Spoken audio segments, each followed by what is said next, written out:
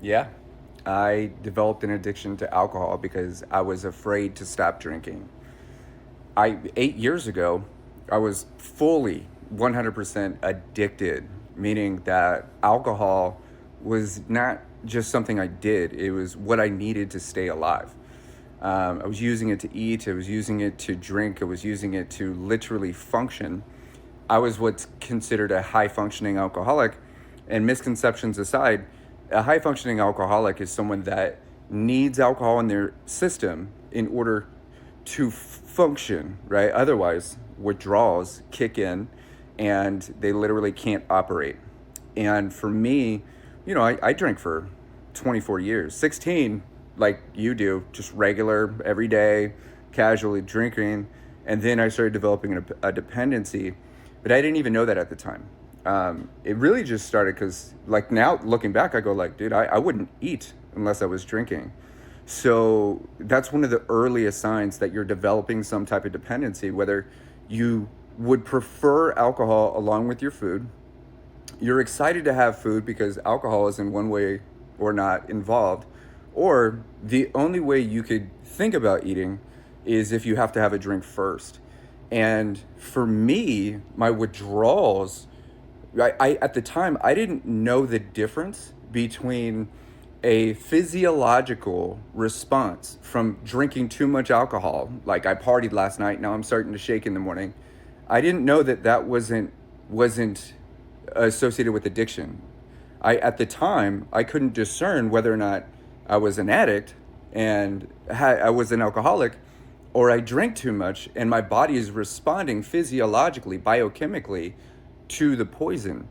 These days, as a recovery specialist, like, that's easy to point out, no problem. But the whole reason I developed a hardcore dependency, full blown addiction, without even realizing I was inching there, was because I was afraid that if I stopped drinking, something bad might happen. And I remember being at the bar, it was like 10 a.m., and I asked the bartender, I was like, hey, bro, you drink every day. You drink just as much as I do. You have just as high of a tolerance as I do. You're feeding me alcohol. How do you not have a hangover? And he says, "Oh, that's easy, bro. Just don't stop drinking." That was the initial trigger for me. Like, I was sick enough at that time and enjoyed alcohol enough at the time where I was like, that makes sense. I'll just start drinking in the morning. And then, like, at that point, my first thought was, oh, I'm starting to shake. This is before addiction. I'm starting to shake and I don't like this and I feel like crap. I'll just have a drink. Boom.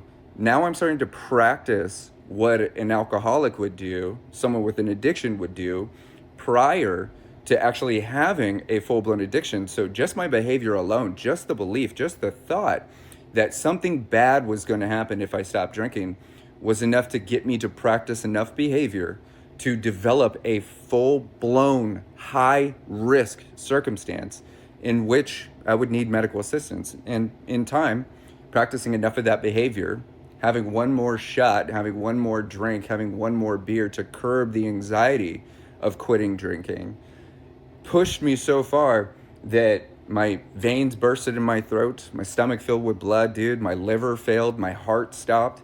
And coincidentally, the first thought I had after all that stuff was happening was, I could use another drink. It's amazing what happens when you start to feel better after going through withdrawals or after having some type of severe physiological response that scares the crap out of you. That relief usually is celebrated with another drink.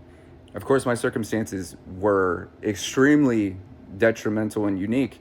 And thankfully, I've worked with thousands of people who felt like they were in that position, but actually weren't even technically considered an alcoholic, but they were practicing that behavior.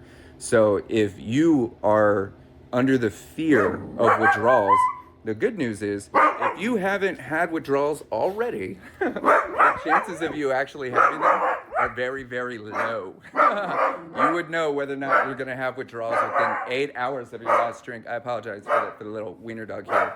But don't let the fear of withdrawal stop you from taking care of yourself. And if you use some support, you want a resource, or you want to join a community, I want to let you know, man, there's books out there, Beyond Sober right here. This will help you rewire your mind and literally not just not want alcohol, but become someone that couldn't ever consider drinking it again, don't be afraid to check my page for more details on how I'd love to help.